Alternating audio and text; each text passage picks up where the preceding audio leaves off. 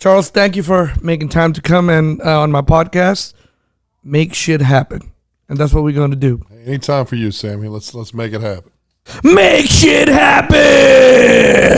What you think about that one? It sounded kind of like Bud Light or something. I don't know, man. What's up? So, Charles, you an attorney. Yes, sir. And I know you have a radio show. Right. On Clear Channel. Correct? On iHeart's 950 KPRC. Right. Well, they call it iHeart now. I'm sorry. Right. It used to be called Clear Channel. It used to be Clear Channel, and then they spun that off for the Billboard. I don't know. It was before me. Before you. And you used to be a police officer. I was a police officer in the 90s, yes, sir. In the 90s. And then you were also a judge. I was a judge for about 9 years, yes, sir. So you were a judge, a police officer, a judge, and now a full-time criminal attorney. Well, I'm a named partner in a civil practice out of Beaumont, and then I've got a couple of offices here, one in Pearland, just east of us, and one down in Angleton. We do a lot of criminal defense, but I do a lot of civil stuff too. So a lot of civil stuff. Well, 3 of my business partners solely do civil stuff, and I am the 4th partner. I will do the trials and the mediations. I don't tend to do the daily grind of it. Mm-hmm. So tell me something. Are you still visiting the Rockets game every night? No, once. So in April or March of last year, iHeart offered me a 7 p.m. show. Uh-huh. And obviously most of, the majority of the Rockets games are during the week. And Tillman actually jacked up my prices a little bit. And it gave me an opportunity. I'm a football guy. Okay. My wife's the basketball one in the family. And we had the tickets right behind the visitors bench. And it gave me an excuse not to renew. So we're not, we didn't renew this year. We haven't even been to a game yet. We've been traveling so much, but we did for years, and I love the Rockets. So you said traveling too much. So where have you been? Well, just this past weekend, I was in New York. You might remember him. There was a comedian that was on MTV, had a game show called Remote Control. Then he was the, the weekend update guy on Saturday Night Live, a guy named Colin Quinn. Him and I did a charity benefit for St. Jude's and Tunnel to Towers, where the 2 of us bartended at this bar in Tribeca in New York, and all day Sunday. I haven't bartended since I was 19, 20 years old, so it's been a long time. But I was pouring drinks. We raised a bunch of money for St. Jude's, which St. Jude is a beautiful charity, and Tunnel to Towers actually, Stevens fireman gets off of work on 9/11, gets home to New Jersey, hears about it, grabs his gear, runs through the tunnel, and actually dies 7 people in the towers. It's a great charity. It's a great foundation.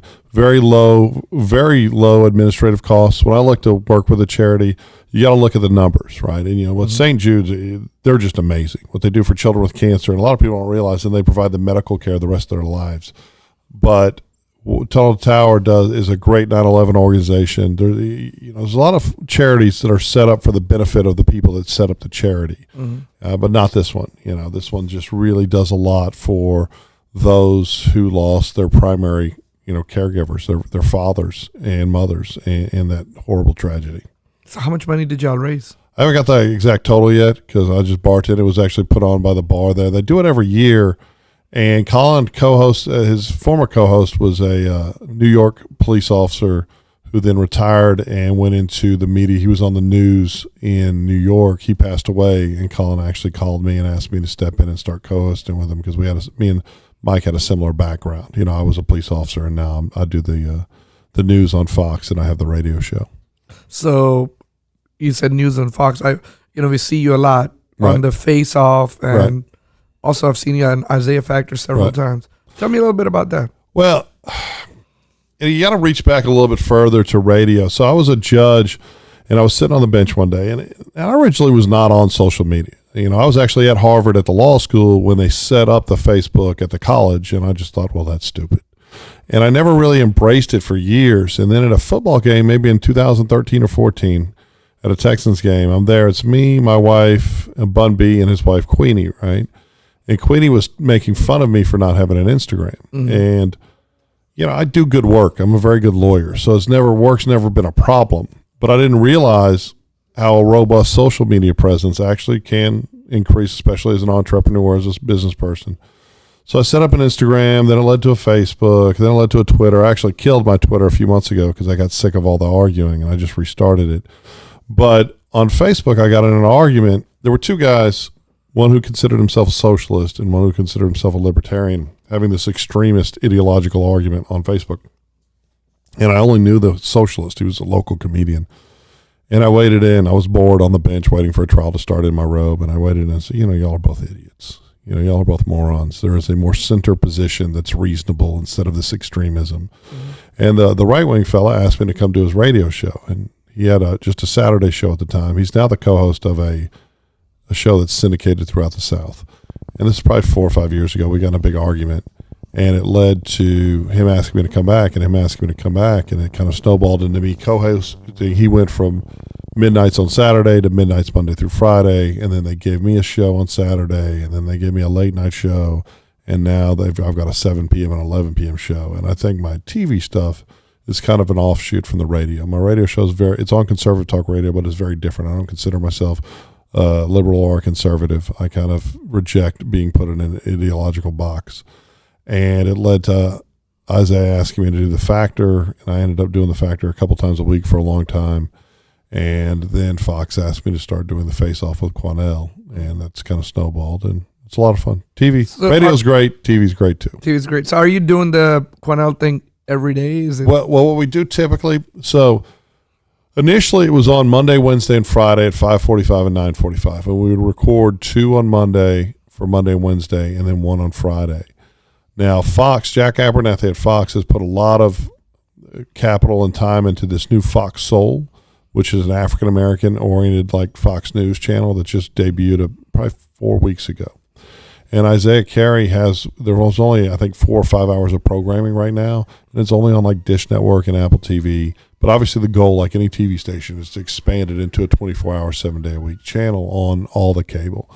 So Isaiah's on there, and they asked to include us there. And, of course, they didn't want to take us off the nightly news as well because the ratings have been gangbusters since, Quanell lost his original partner to cancer, who's also a guy that was on my radio station, Matt Patrick.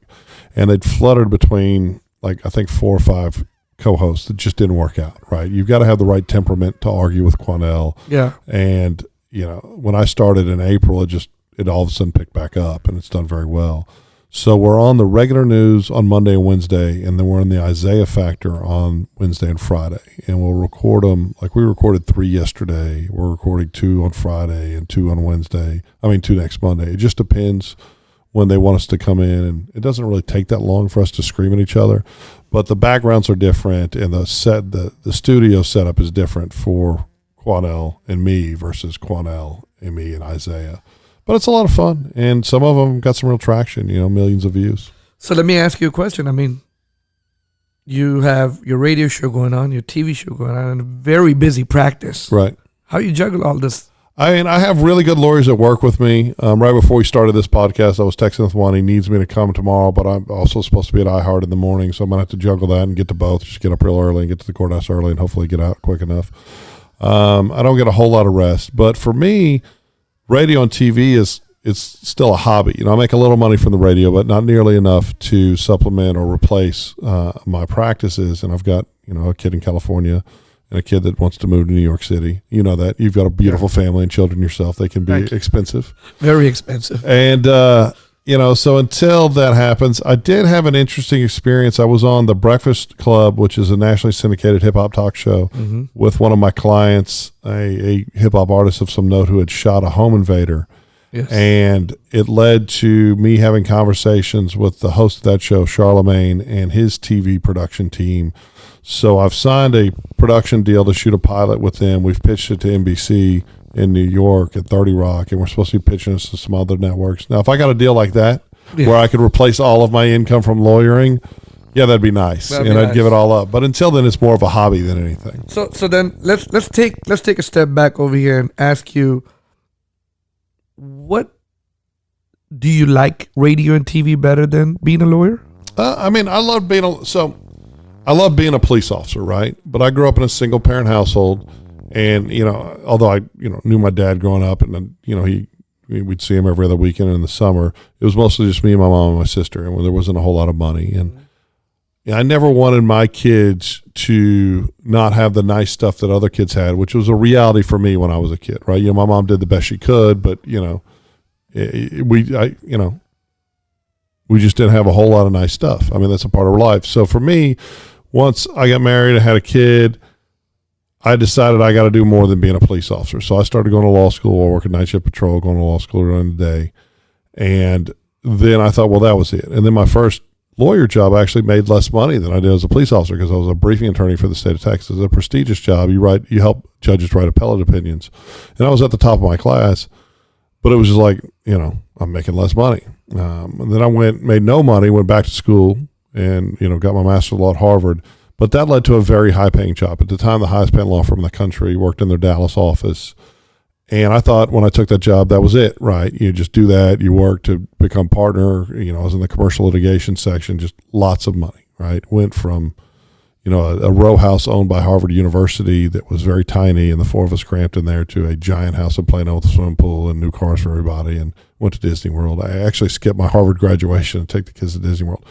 But when I started practicing, I found out that I had far less freedom than I did as a police officer. I was working 6 or 7 days a week, but I was working on cases that made me miserable, right? It was like lead smelters suing Superfund reinsurers on pollution cases, and it was just not for a lot of document production. And I realized that I wasn't happy, and I was never seeing my kids because I worked all the time. And one of the more senior attorneys at the firm asked me to leave with him and he said, I'll put up all the money. We'll be 50-50 partners. And, entrepreneurialism is difficult. And when you haven't done it before, and, I've been a policeman and a briefing attorney and associated at a big firm, you are not cognizant of all the risks associated with it. So I left with this attorney, and we, got a half a floor in downtown Dallas. We had clients. It was all going well, but it didn't seem to be like the money was there. And he was very cagey about the money. We had hired a bunch of attorneys, some of them that I knew, right? One of them left the Court of Appeals to come work for us. And one day he just fired a couple of them without talking to me. And one of them was a friend of mine. And it led to me realizing that although we were supposed to be 50-50 partners, we weren't. And we dissolved the firm. And then I took the office in San Antonio and I opened an office here in Houston. And then even the attorney, the one that I stood up for, kind of stabbed me in the back. We're friends again now. But, I learned a very powerful lesson when you start businesses. If you're the brain, which I am, you have to demand control. And you have to not relinquish it for any reason to anyone. And you have to watch every penny that comes in and comes out. And not that you have to be a dictator, because I pay my employees very well. And, some of them do their job. And if they don't do their job, they go, But, that's the whole process. So, Charles, even though you're a lawyer, you're also a businessman. Right. So tell me something. You're on Instagram. Right. You're on Facebook and you're on social media, and there's always this chatter on social media: be your own boss. Right. Don't work for anybody to make their dreams come true, and quit your job, dream big. It's a lot easier to say than do, especially when you have responsibility. What do you think about that? I think for me it worked out. It didn't work out immediately. I mean, it was terrifying for a couple of years. I quit a very, very high paying job with a wife and 2 kids. And you see yourself, how am I going to pay the rent for the building? How am I going to do this? And then, I went to Harvard. Why am I feeling like this? Now, after a couple of years, it started to snowball. You do good work and it's going to get better. It's led to and I'm not just a lawyer now. I mean, I do TV and stuff, but I also own a financial advisor recruiting business.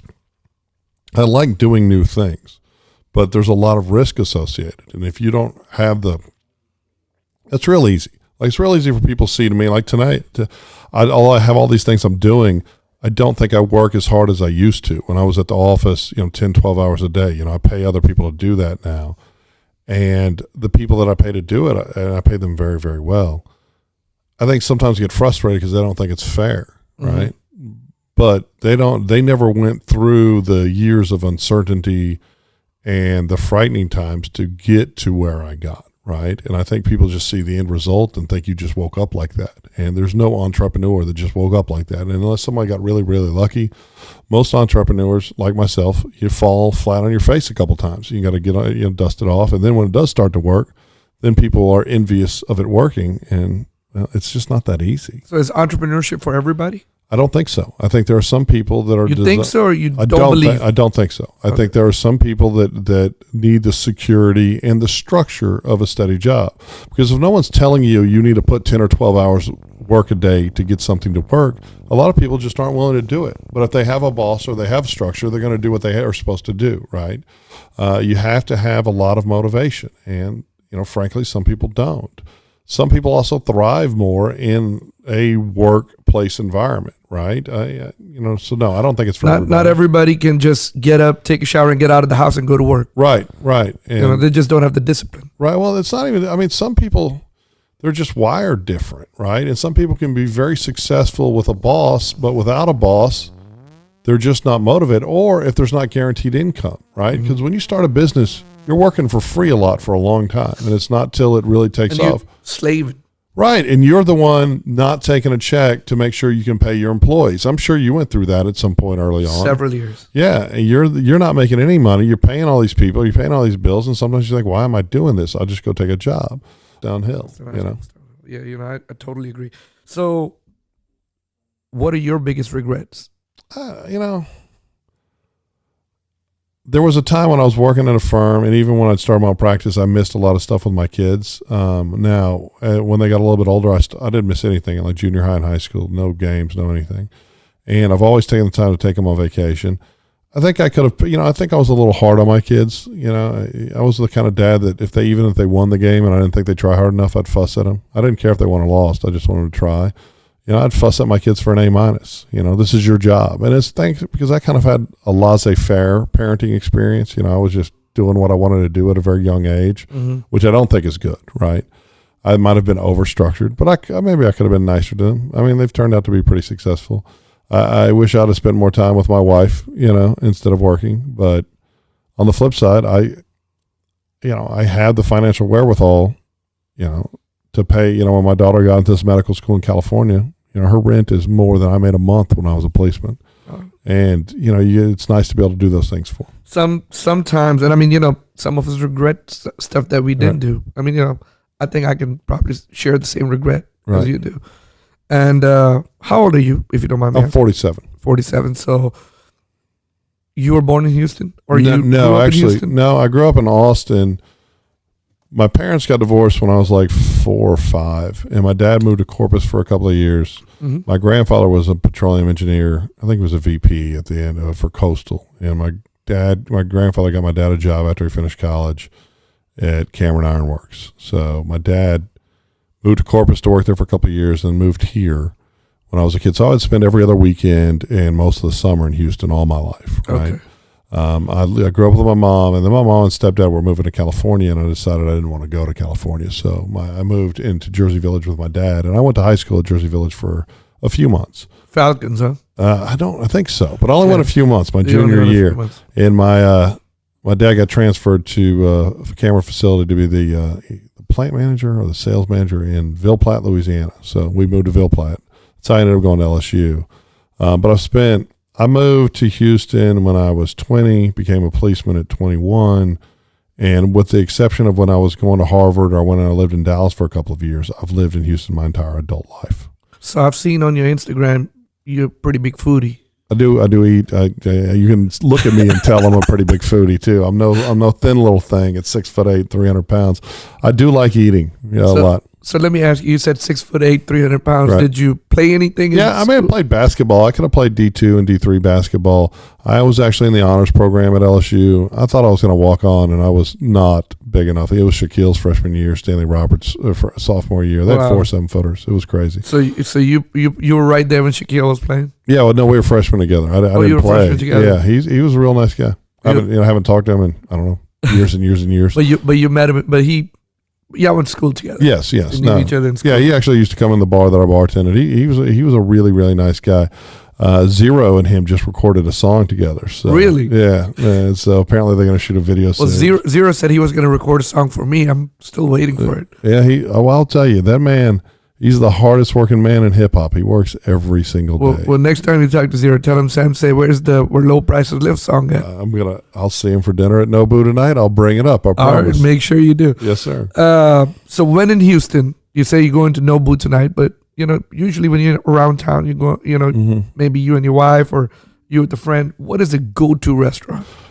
I think that's kind of a fluid issue. I think a lot of it depends on where you're at what time. Like right now, because I know that one of the global managers for Nobu, I've been really, when Uchi changed their menu and moved all the good stuff to just their Uchiko Austin location, I stopped going there.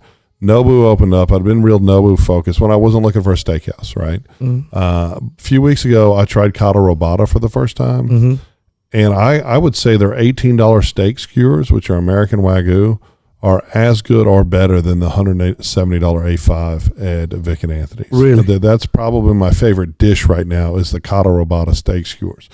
My favorite dining experiences are typically at Ronnie Killen's restaurants, right? I enjoy Killen's STQ, which is on Voss, which his chef de cuisine is Teddy Lopez, a Hispanic guy who is Japanese trained chef who's doing grilled steaks on open flame. I love the Killen Steakhouse in Pearland. I'm excited about his comfort food location he's about to eat. And with Killen's, there's always a consistency. And like for a long time, I would say his fried shrimp sliders, which are just a beer menu item, but they'll serve them to me whenever, would be the best thing in Houston. Right now, though, this day in 2019, I would say the Kata Robata steak skewers. They're $18. Really? I gotta go try that. And they are better than the A5 Wagyu at B&B, which I love, or Vic and Anthony's.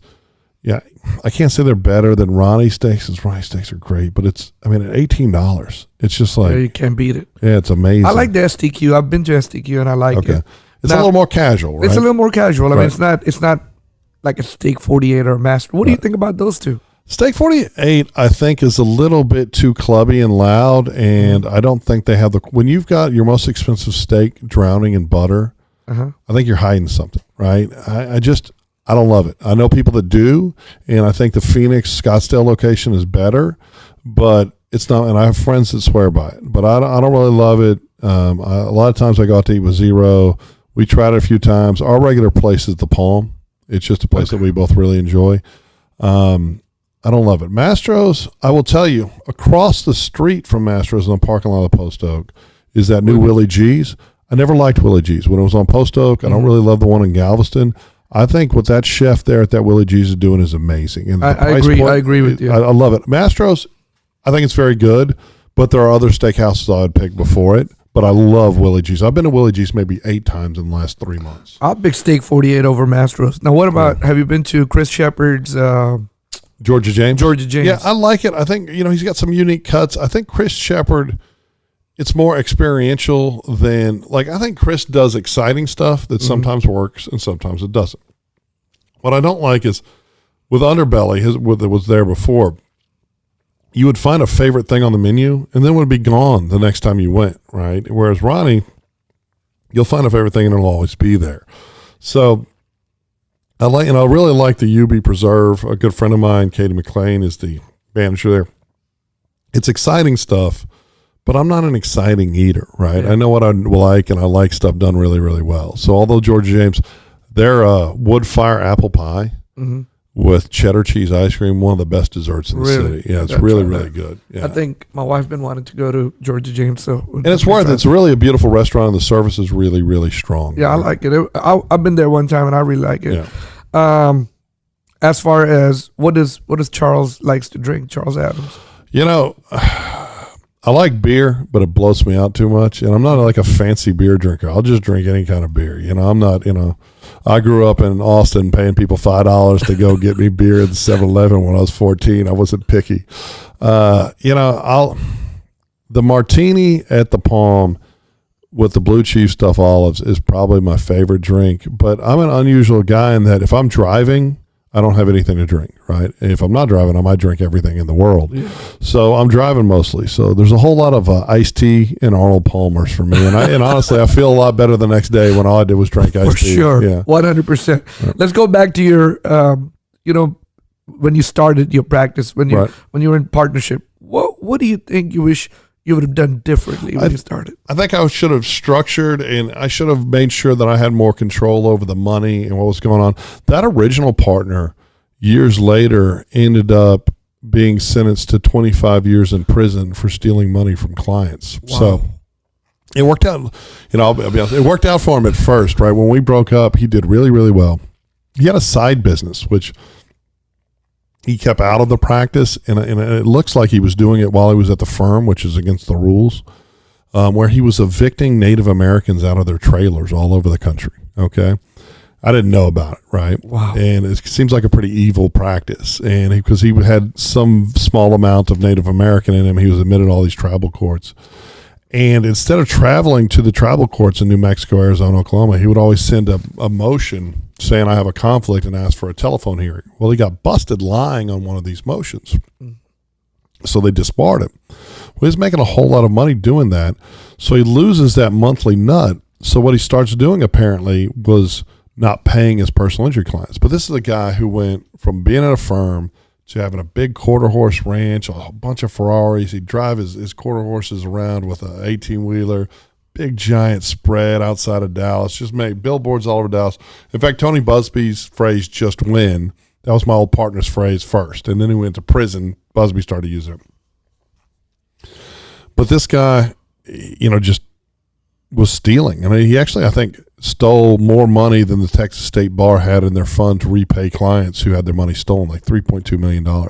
In the middle of his trial, he pled guilty open, and the judge gave him 25 years. He went from being one of the biggest known lawyers in Dallas to 25 years. Do you think that was a harsh conviction? No, I think you steal $3.2 million from your client. Lawyers, just like bad cops, bad lawyers that can't be trusted with their client's money deserve prison. And if you stand that, and there has to be some, I actually think it was a fair result, because a lot of times you'll see people that are poor or people, people of color who get these disproportionate results for smaller crimes. But this was a wealthy, established white male lawyer in Dallas, and I think he paid the appropriate price.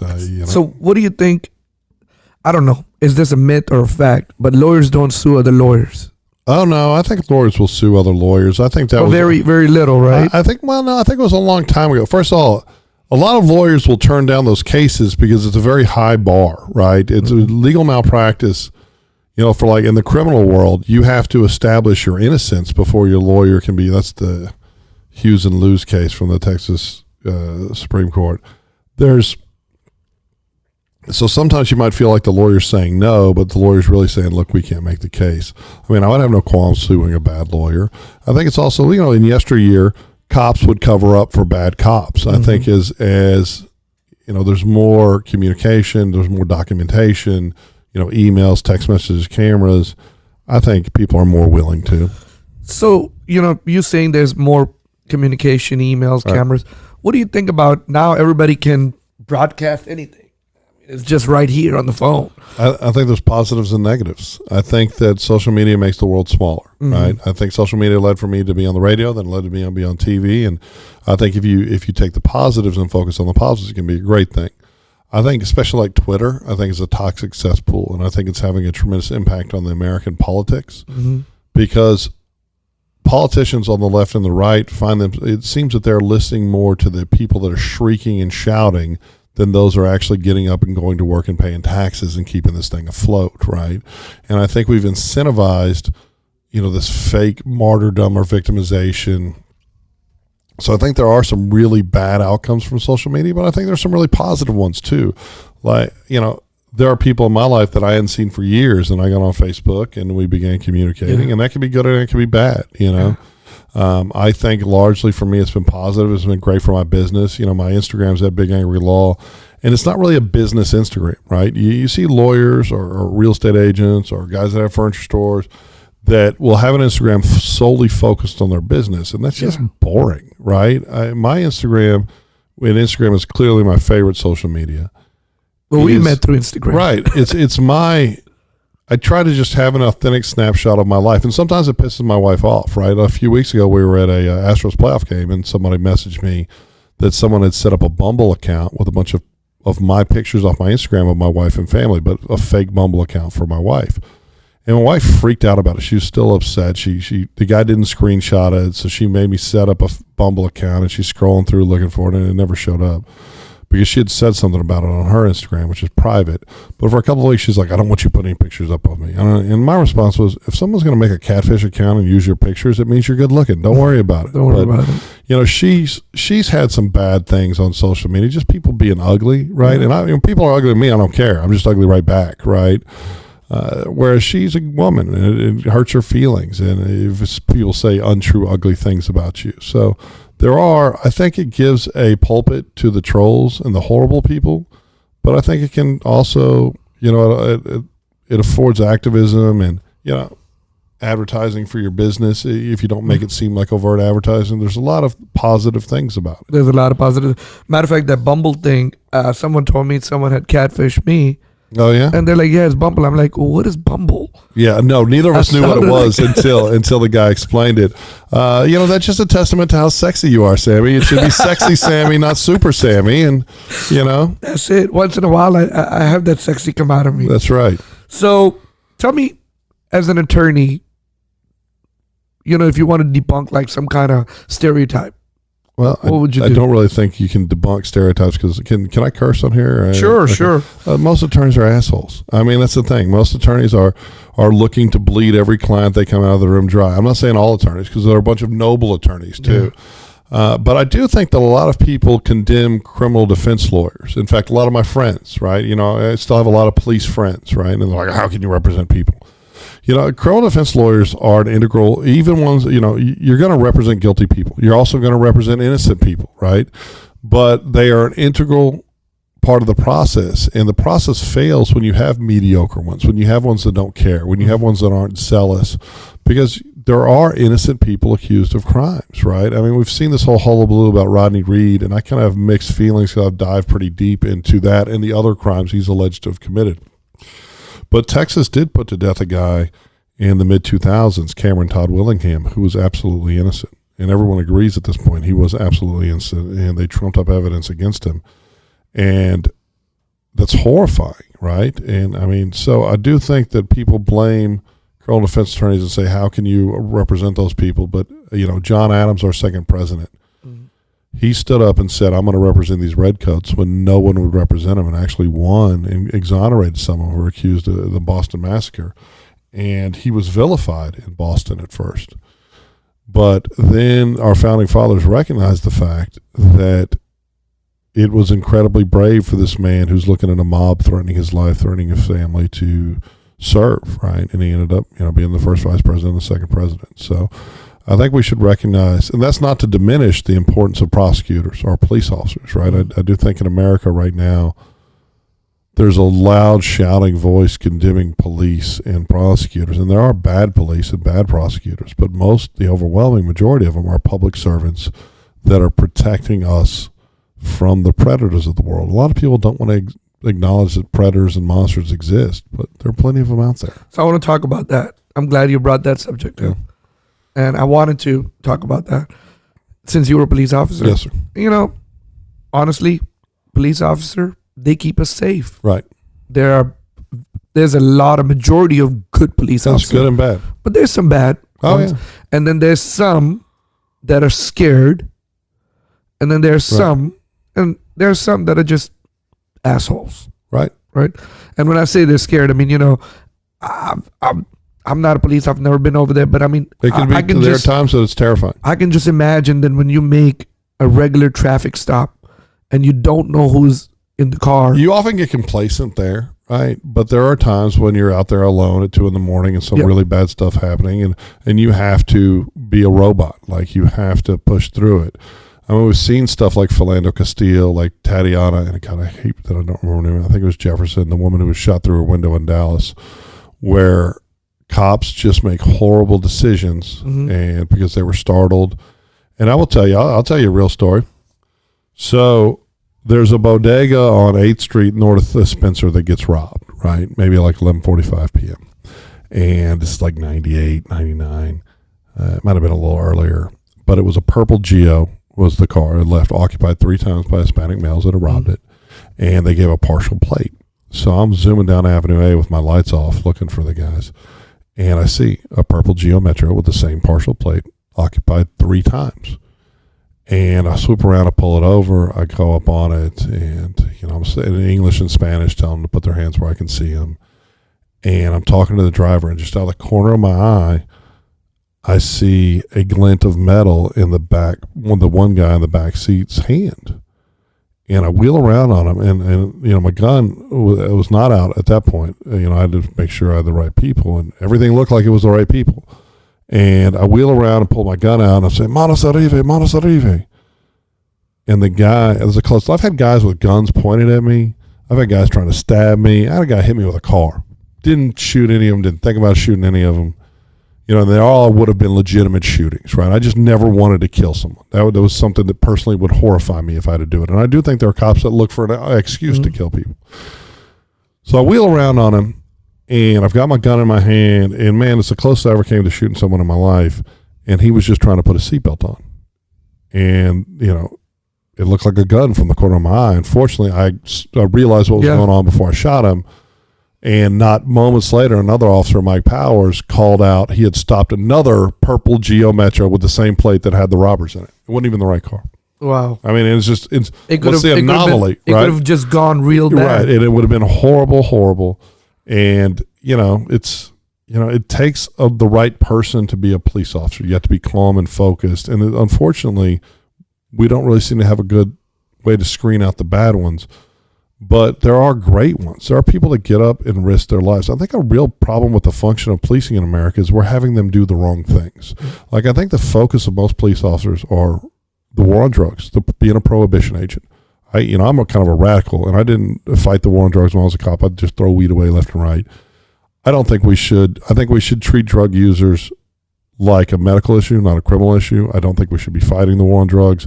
It's this weird conundrum where we're telling citizens, we don't want you to use drugs because they'll ruin your life. And many will, like meth, heroin, opioids, they'll ruin your life. But we're saying we don't want you to be a drug user because they'll ruin your life. But if you're a drug user, we're going to ruin your life and make you a felon. And then you become unemployable. We also have officers writing tickets to balance municipal and county budgets, and that's a regressive tax. Our police officers should not be revenuers. They shouldn't be prohibition agents. They should only be focused on preventing and solving victim crimes, whether it's theft, whether it's someone being hurt. And in fact, right now we have a district attorney's office, not just here, but across the country, that are actually not addressing a lot of victim crimes because they're saying, like the Dallas DA said about a year ago, he wasn't going to prosecute low-level thefts. Well, who are the victims there? Typically, crime is racially and socioeconomically homogenous. So it's other people of color and other poor people, or it's business owners like yourself that, like the Midtown CVS, they were shaking a guy down, homeless guy who apparently frequently went in there and stole stuff, right? And he was being obstructive, and I just happened to walk in after the gym, and I'm a big guy, so it was just 2 women working at CVS by themselves, and I just stood there and looked at him, and he dumped all his stuff and left. I'm like, why didn't y'all call the cops? I'm like, because they don't get out here in time, and if they do, they sometimes don't arrest. And that's crazy to me, because when, I was a cop, if you got a shoplifter call, you went over there and arrested the guy. And we can't treat victim crimes like they're not crimes just because they're low level, because it just allows crime to snowball. But I just think we've focused our police energies on the wrong things. And like I have several stores in Houston area, and the cops just don't come. Right, and it puts you as a store owner to a point where either you've got to pay an officer to work an extra job there, just like so many neighborhoods in Houston have to pay officers to work their neighborhoods. Yeah. But that should be part of your tax. And that's the thing, we pay. We have so many officers doing things that aren't focused on public safety, and we should never. And I saw this as a presiding municipal judge. The city council would want to talk about the budget and how much money we're going to, and I would never listen. I'm like, no, that's not my job. My job is justice. Yeah. And they would get pissed off, but the mayor was a good mayor, and he would back me, right? But it's not that way in most cities. It's not that way in most towns, and they're reliant on the revenue generated by cops, and you just see horrible outcomes. Just today you saw the HPD officers in the Hardy Street raid got indicted by the FBI. Mm-hmm. And you have 2 citizens of Houston dead because the war on drugs and overzealous officers and trumped up evidence. And we just shouldn't have. I mean, if we legalized drugs and taxed them, think about what we could do for kids for all that money. Think of what we could do for addicts. But we could take that money and hospitalize them instead of throwing them in a prison. Because our prison system, and a lot of people don't care about that, is not safe, right? If you go to prison, you basically have to become a racist or a bigot. You have to pick a racial side based on your skin color, or you're going to be cannibalized by members of your own race or by members of other races in their gangs. And it's horrifying. So normal people, normal non-racist, good citizens or non-bigoted good citizens who get caught up with drugs go into prison not being a predator or a criminal. And they either go in there and become prey and get destroyed, or they become monsters themselves, because you can't do safe time in America. Nobody wants to talk about what we have to do to make our prisons safer and what we have to do to empty out our prisons of people that aren't predators, because they're like, oh, well, they're felons. We don't care. I mean, the whole paradigm is broken. The whole thing. And, here, touch base again on this, where the cops don't come. Yeah, I'll give you a little story. Mm-hmm. We had a guy, one of our drivers, delivering. It was just an end table that was left from the regular truck. So we sent a shuttle van to go deliver this. Well, while the guy was at the customer's house, there was a whole bunch of kids and a lot of my gang members. It's in Southwest Houston. And that just surrounded the van. So the guy comes out and one of the kids pulled a gun on him and said, give me the keys.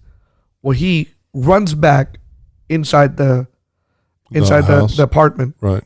And just stays there. So they call the cops. Then he turns around and calls his manager, and the manager calls me, and we all in 3-way. So we're like, okay, let's call the cops. So we called the cops. He's inside the apartment. It took the cops 54 minutes. It's insane to show up. It's insane. That's a priority 1 active aggravated robbery. Right. And that's something that a cop should have immediately turned his overheads on and his siren and flown there. 54 minutes. Flown there. Yeah.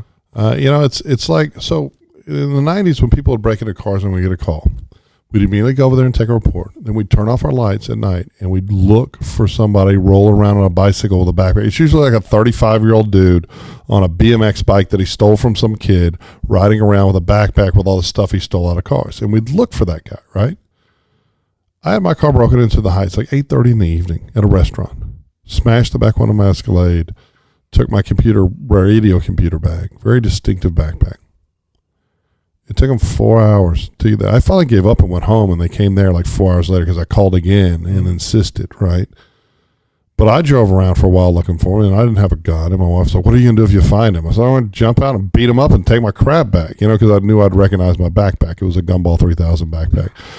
And, she got mad and said, no, you didn't go home. So we just went home. But there's no response, and we get lied to. I'm sorry. I think Acevedo has done a horrible job with the culture for the Houston Police Department. I just think there needs to be significant changes in the way we police in Houston. And it's not. And I try to stay off politics, but I'm just gonna, since we're on the subject. I want to talk about it. I feel like we're the 4th biggest city, soon to be 3rd biggest city, and the crime rate used to be pretty low. Right. It's pretty shitty now. Well, and there's some masking going on, right? Yeah. So they're not calling things certain crimes to try to mask them, even though they fit the elements. The DA's office saying, no, we're not going to take the charge, or the cops aren't coming out to the report. So that's, instead of suppressing crime by actually fighting crime, they're suppressing crime by tweaking the statistics, which is insane. Yeah, and not pressing charges. Right. Or pressing charges for bullshit stuff. Right, exactly. And then, our city, the flood. You're right. That's stupid. Which may impact us into a couple of different things. And I know you must have an opinion on that. I do, in that we shouldn't be, Lena Hidalgo and you've seen a lot of cronyism. I like Sylvester Turner. His opponent, Tony Busby's a friend of mine too, but I like Sylvester a lot. Even if his old law partner was fit for the job, you should never pick your ex-partner. It just smacks of cronyism. But it seems like the whole goal is to pick and choose based on demographics and socioeconomics who they help. Where personally, I don't think that should have been the focus on any of these Harvey funds. I think the focus of the Harvey funds should have been almost exclusively to redo sewer systems and floodways and mechanisms to prevent flooding for all citizens, right? Yeah. As opposed to saying, oh, I'm going to give you money to rebuild your house. I'm going to give you money to rebuy your stuff. And I'm going to, basically picking and choosing amongst people who decided, for whatever reason, not to have the appropriate insurance. And I don't think that's what I don't think it should be handouts to people. I don't think it should be welfare, poor or rich, because there's plenty of wealthy people that have their handout for hurricane relief. And personally, I think it should all go to civic projects to make the city safer for the citizens as opposed to individuals. And none of it's going anywhere. It's just all stagnating. It's just stagnant. Squeaky wheel got the grease and the rest is just sitting over there. Right. And as a businessman, it concerns me because if your city keeps flooding, people don't want to come over here, even though there's a lot of other appeal to it. But people are coming over here at a slower rate, right, which can impact us in the future as a negative growth. I don't know if I sold furniture, I'd think, well, at least I get to sell a bunch of people new furniture. But we want new people coming. No, to I know, town, I know. So, tell me something. As a businessman, as a lawyer, as a father, what is a couple of things you would like to talk about for future generation, a younger person who's listening to this? I think there's a lot of people that think things should be easy, and there is an unfairness. I mean, obviously there's unfairness in a capitalist. So some people are born rich with a silver spoon, and some people are born poor. But you can lose wealth real quick, right? But I think a lot of it has to do with the breakdown in households. And I'm not saying people shouldn't get divorced, right? I think once you have children, you should put the needs of your children ahead of your personal feelings a lot. But it just, even if you're divorced, it doesn't mean you can get away with not parenting. And there's so many, especially men, and when people like to make it a race, it's not a race thing. It's across racial boundaries. It's across socioeconomic boundaries. There's nothing defining just men that don't want to participate in their children's lives. And there are a lot of parents that want to continue to live their life however they want and wonder why their kid turns out the way they did when they didn't supervise them. And there's a lot of parents that want to play the best friend enabler, right? And I'll readily admit both my kids probably don't like me, right? They like doing stuff with me because I take them to do nice stuff, and there's a lot of carrot with the stick. But there's a very sharp stick, and I'm not talking like beating them or corporal punishment. I'm just talking about me getting really angry when they don't achieve the goals I set out for them to achieve, when I give them everything they can do that'll allow them to succeed. My daughter now, she's the president of her class in medical school. She's in her second year. It's probably all downhill from her. It's hard, right? But there were so many times, like when she was applying to Harvard, she didn't want to apply. She'd already gone into Yale and a couple of other schools, and she's like, oh, no, I got to do these essays. I don't want to do it. But I knew she wanted to go to Harvard, so I just screamed at her till she did it. And in fact, where she's at medical school now, the out-of-state admission rate is less than 1%. It's less than 1% of the applicants from out of California. And she had to do like 11 secondary essays, and she didn't want to do it. She was at our house, and she was just like, oh, Dad, it's a lot of work. And I just screamed at her till she did it. Plenty of times in undergrad when she wanted to quit classes like organic and everything because they were just too hard. But I was like, look, you wanted to be a doctor since you were 5 years old. Achieve that. Then if you don't want to do it, don't do it, right? But for me, I decided I want to be a lawyer. My mom was actually in law school at UT, and, being a single parent, a lot of it's really hard, and she never finished. And I know that weighed on her whole life. So for me, I always knew I was going to go to law school. I wanted to be a policeman too, but I always knew I was going to go to law school. And here's the thing. You asked me earlier if I like being a lawyer or TV better. I love being a lawyer when I initially started my own practice, and I was real passionate about it. I'm a great trial lawyer. I've been doing it for a long time. And I think doing new stuff, like you started this new podcast, right? I think it's doing new stuff that it makes you feel alive, even if you're not making a whole lot of money doing it, right? Like right now, I'm not making a whole lot of money doing TV and radio. I'm making some, but not a tremendous amount. And I kind of equate it to being like an actor or a singer or anything. You got to go get your feet wet. It might take years. And if something breaks off, syndicated radio guys make a whole lot of money. If you get on a national TV show, you make a whole lot of money. If that happens, great. But as long as I'm enjoying doing it, if it doesn't happen, it doesn't happen. At least I'm having fun. At least having fun. So what would be your message to somebody who's listening to this? I think there's a lot of forces in America. I think there's forces on the right that are trying to prevent people from having opportunity. And there's forces on the left that are trying to convince Americans that there's no opportunity to achieve and you need the government to provide your solution. And I think they're both wrong, right? I think we need to do better, like with public schools. I think we need to do far better. They're failing so many students. And some of it's to blame. The unions are to blame for stagnating them. And then some of them are, the budget's to blame. And people don't want to, suburban people don't want to have their tax dollars going to inner city or urban schools. And I think it's completely wrong because I think you have to have a well-educated populace, right? So I think we need to do much more to make sure that poor Americans have the opportunities to work hard and achieve. But there's a reason we have 100,000 people coming into this country illegally every month, right? It's because the truth is, if you work hard, you can achieve here, right? And there's a lot of forces on the left that are trying to convince Americans, oh, well, you can't win in America anymore. Now, you just got to work real hard. And if you work real hard, you're probably going to win. Now, of course, some weird fluke or something could happen that you don't. But we have to stop trying to convince Americans that America isn't exceptional. Have we had problems? Was Jim Crow horrifying? Was slavery horrifying? Yeah. But at every point, we were the best. Every point, and we can't decontextualize history. And while we need to keep making America better and we need to recognize the problems, it's still the best game out there. And we need to celebrate it, and we need to all just work harder, period, and stop listening to the people that say that working hard isn't the solution or merit. There's a war on merit in academia that demographic considerations should be more important than achievement. And that's just counterintuitive because it's about the work ethic. It's about being willing to do what other people aren't. It's about beating people. And some people don't like that, but socialism in a vacuum sounds great. But the reality of socialism is Venezuela. It's the richest country in the world because Venezuela has more natural resources than anyone. And I'm especially into my dad was actually born there, of American parents, but he grew up there. He was born and grew up in Caracas, in Maracaibo. They took this super rich nation and socialism turned it into a famine-starved horror story. Bad. It's heartbreaking. Horrible. Now, let me ask you, what is in Charles' future? I know TV and radio is.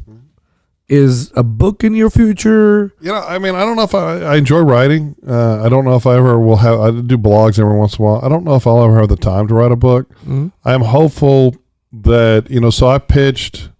So when Charlemagne contacted me, I didn't know him, and he came to me with some political talk show ideas, and I pushed back with a kind of I was a judge for 9 years, and I love Judge Judy, right? And I pushed back with kind of a disruption of the Judge Judy format, and that's what we pitched to NBC, and hopefully we're going to pitch it to ABC and some other networks. I'd love to see that happen. Whether it happens with Charlemagne or with other people, I'd love a judge show. That would just be fun for me. Mm-hmm. But I can't say I see it in the future because it's such a rarity to get a national TV show. But I would love for that to happen. Honestly, as long as I'm making enough money to, I'm about to take the wife and kids to Europe for a couple of weeks. As long as I'm making enough money to do the things that I want to do for my family, I'm happy. Where in Europe y'all headed to? We're going to go to London and then Paris and then back to London. We're going to do Christmas and New Year's over there. I haven't picked out the dates yet. I bought the plane tickets, but I have not, I haven't decided where we're staying. Are you staying at a hotel? Airbnb? Oh, yeah, definitely. In a hotel, definitely. In a hotel. We had a bad experience. I'd rented an Airbnb in Malibu. I made a bunch of money a few years back, a beach house in Malibu. Uh-huh. It was a piece of crap. So I don't mess with Airbnb anymore. We stayed at Airbnb in London. Yeah. It was great. Oh, really? It was really great. We stayed in Lambeth. Okay. And this house was amazing. It was right down the street from Eye of London. Okay, well, maybe I'll have to take a look at it. I'll recommend you the house. You can take a look at it. It was great. Everybody had their own room. Everybody had their own restrooms. I might have to check it out. I'm always a little bit suspect of that, but that might be the way to go. Thanks for the advice. It's right across the train station. Right down the street from the train station. Oh, wow. So very centrally located. And yeah. You're right there from the Eye of London. And from Eye of London to Big Ben is about 3 minutes walk. Oh, wow. So maybe 4 minute walk to Eye of London. So okay. Well, maybe we might have to check that out. Yeah, it's cool. And Paris is, you can do a lot of things in Paris. But right. I would really recommend the house and for you to look at it in Lambeth. I'd love to see it. Yeah, if you text it to me. I'll forward it to you. I'll text it to you. I appreciate it. So, but yeah, London, one of my favorite cities. I love it. Yeah. I love the vibe. No, I love it good. too. I've been there a few times with the Gumball 3000, and I've taken my son. My wife has never been. My daughter's never been. So I'm excited about taking them. I love London. I love the West End. I love the restaurants. I love Harrods. If you've never been to Harrods, I'm not a big shopper, but Harrods is just crazy. They got this food court in the bottom that's like Michelin star restaurant set up in a food court. It's just nuts. It is a foodie. Brick Lane probably has the best Indian food in the world, better than Indian food in India. There's a lot of Indian food in there. Really good too. Really good. Good Indian breakfast. Oh, really? All over. I haven't had breakfast, but I've had a lot of good Indian food. It's greasy and fatty, but it's good. Sounds like me. What is so where else do you want to travel to? I've been. So me and Bun B got me into this thing called the Gumball 3,000 mile road race. And, I've been around the world doing that, right? Last time I did it, I didn't do this year. Last year it was London to Tokyo, right? Okay. So we went London, Paris, Italy, Switzerland, Italy, or London, France, Switzerland, Italy, and then flew to Osaka. Kyoto, I think I saw it on your thing. You were with Bun B, right? Yeah, and it was a lot of fun. And we've been other places. We've done like to Bucharest and Prague and Hungary. I haven't been. I always intended to go to Venezuela because my dad was raised there, and then obviously it went socialist and everything went south. The last couple of regimes. I would like to go to Venezuela at some point, but obviously there had to be some significant changes. I've been, when I was a kid, when I was in high school, I spent a summer in Thailand with a family friend. I'd like to go back. It was really amazing. There's some natural beauty and, it was really neat. I don't know. I like traveling, but also I don't like traveling at the same time. Like I like being in Houston. There's so much crap to do in Houston. I got all my friends here, I don't know. So, I know you represent a couple of, artists. Right. I know Zero is one of them, notably one of them. You were all over news with when the home invasion happened. Right, with Bun B. So, is there any other? Yeah, I did a little civil work on a contractual dispute for Slim, but that was years ago. I've done some civil work for Mike Dean, who is Kanye and Travis's producer. He's actually from Angleton. He's a great guy. I know Mike Dean really well.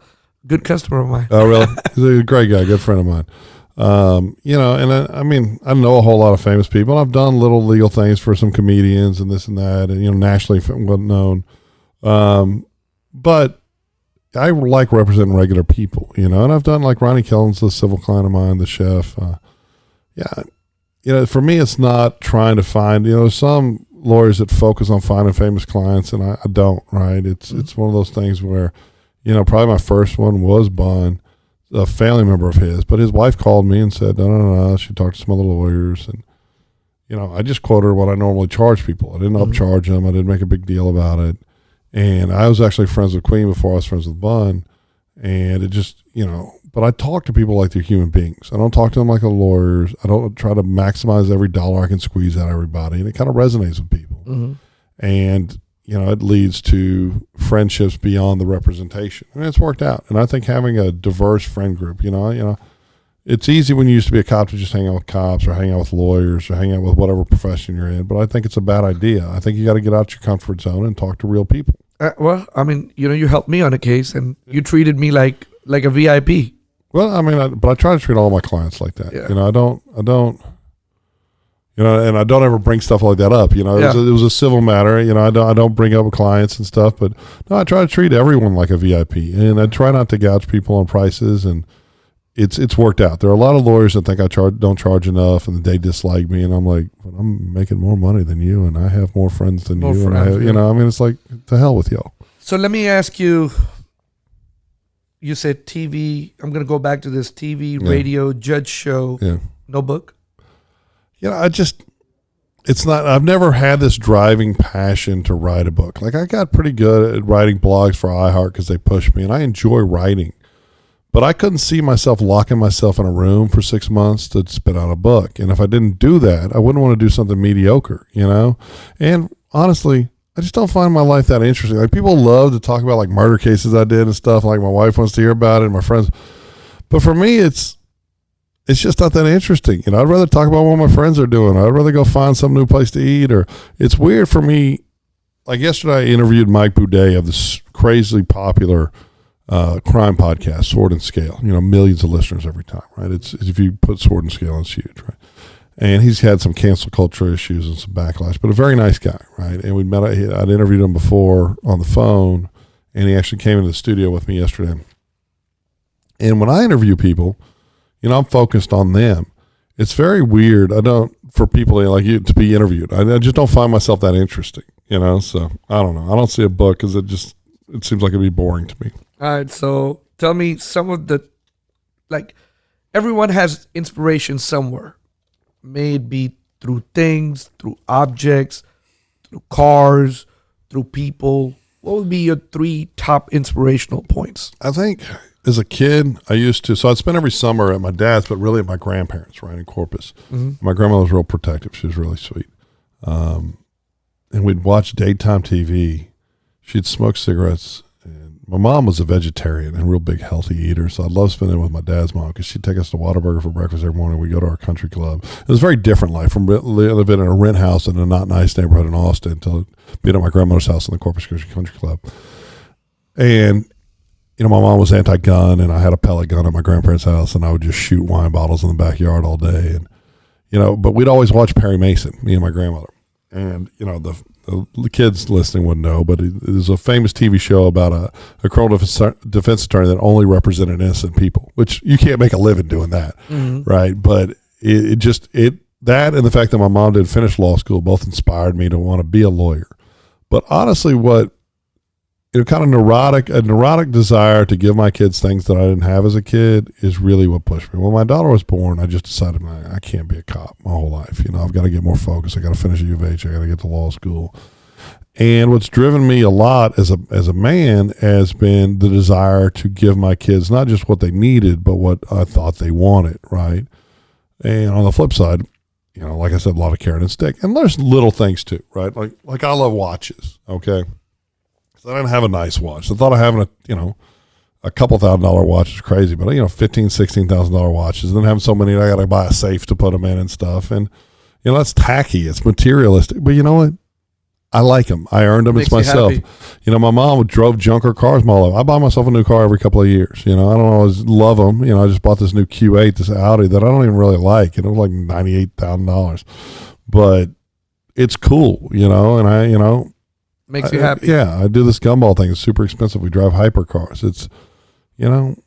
But it's all downstream from hard work. Like people want those things, but they don't want to put. And some people are lucky and they inherit a bunch of money or whatever. But for me, it's always been I can do things or buy things because I busted my ass working. And I think you deserve them. And there's so many people that look at and just think they're entitled. And it's what the socialists are preaching, this entitlement to other people's money.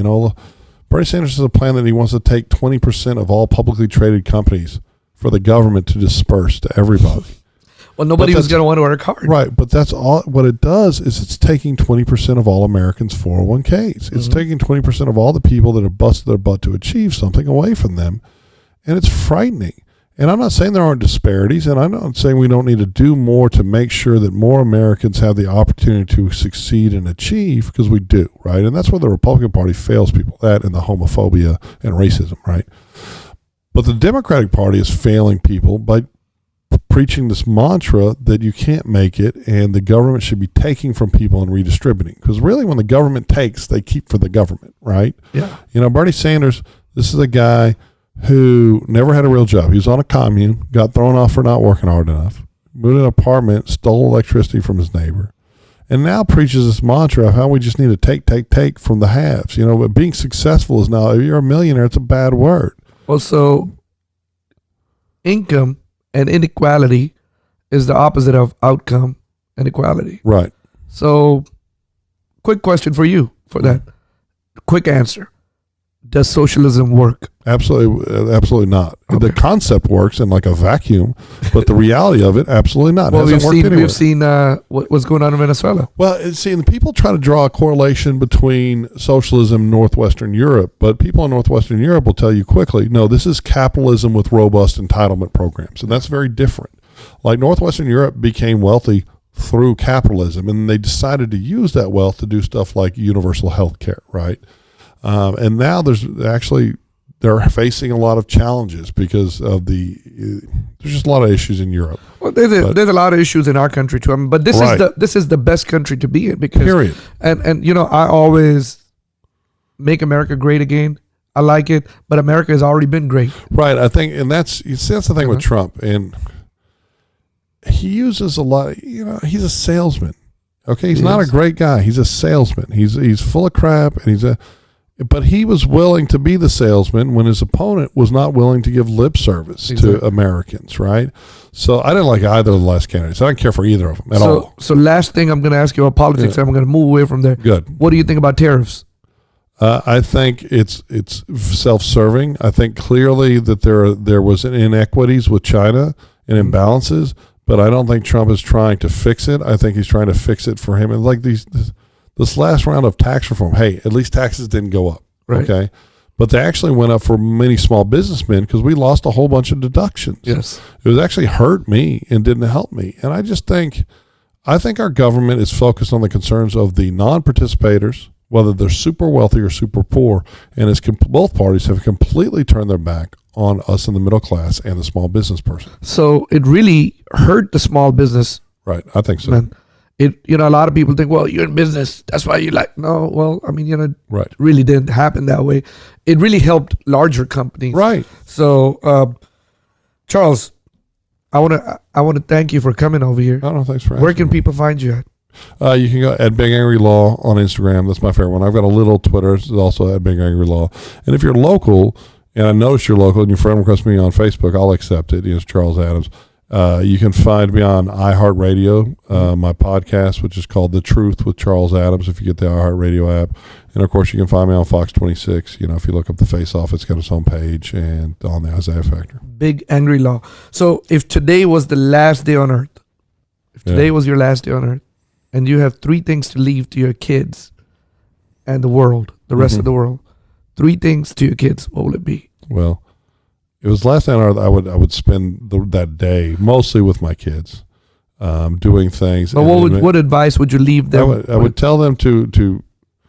Would it be my last day on earth or the whole world is going away? Your last day on earth. I would press on them that they have to make time for their loved ones, right, and their family, but they also have to work hard enough to provide for them. And then I would say, hey, I need 30 minutes, and I do have sex with my wife. So last day on earth. Provide for your family, right? Work hard, right? We need one more for your kids, and spend time with the people you love, for the world, right? For the world, I think people need to understand that if you have the right system of government, and we need to tweak some things in America, but if you everybody's a genius in a different way, right? Mm-hmm. So identify what you're a genius at, because I think we look at other people and say they're a genius, and we don't realize that they are just often not even as smart as you are, but they found ways to make things work, right? So find what you enjoy doing and find what you're good at and focus all your energy on that so you can achieve something, right? I think we should all be nicer to each other. Period. We just need to be nicer, and we should all be a little bit less judgmental and covet. There's plenty of lawyers that make a whole lot more money than me. Whether they want to do it ethically or unethically, I don't care. Like, I'm not in a competition with anybody. I think you need to find happiness within yourself, work hard to achieve your own goals, and just be nice to the people around you that deserve nice. Because there are some people that don't deserve nice, and you should be equally unnice to those bastards. But that is really good. That's some powerful things you said for the world. You keep saying work hard. Before I let you go, I got to ask you. You've said that maybe about 10 times. Right. Work hard, maybe more. Why working hard is so important? I think because when I was a young person, when I was a kid, I was always did very, very well on standardized tests, like perfect. Okay, that was my strength. Like I could destroy an SAT or an ACT or an ITBS or whatever. But I didn't work hard. Like, I didn't have a lot of structure. I was the kid that would have 100 test average and like a 30 homework average, right? Because my parents were divorced. My mom worked all the time and, just trying to provide for us. And wonderful mom. But I had a lot of free time, a lot of focus. I started drinking and smoking weed way younger than I should have. And for a good bit of my life, I was just focused on kind of me and what I wanted to do to have fun. And I never thought what I could achieve if I worked hard. And it really wasn't until, not even when my wife got pregnant, but when my daughter was born, that I was like, damn it, I need to stop worrying so much about my own happiness, and I need to start worrying more about how I'm going to get things done.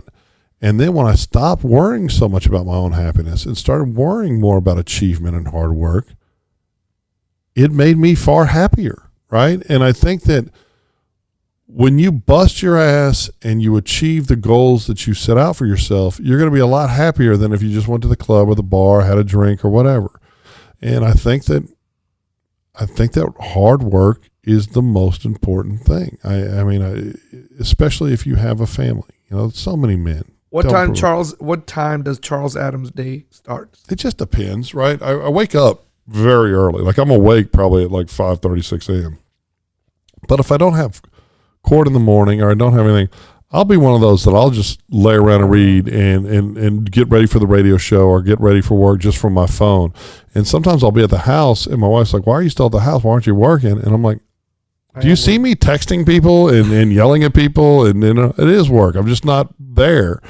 But no, I only sleep like 4 or 5 hours a day. I've never been, ever since I spent a few years on night shift patrol, and that just ruined my sleep. And bartending before that and bouncing, that I don't sleep before probably 12 at the earliest, usually 1 a.m. And I'm usually up at 5 or 6 a.m. So I don't, I kind of have this philosophy that I stole from my friend Pritchard from Cardiff and the United Kingdom. Sleep when you're dead. Sleep when you're dead. Hey, that's a great one. Thank you so much for coming in. I really appreciate it. Thanks for listening to Make Shit Happen. What do you think about the name? I love the name. I love Make the show. Shit Happen. Thank you, man. Thank you. Hey, yes, sir. Make shit happen. All right. Thank you so much. Oh, no, thank you. That was great. You answered so well.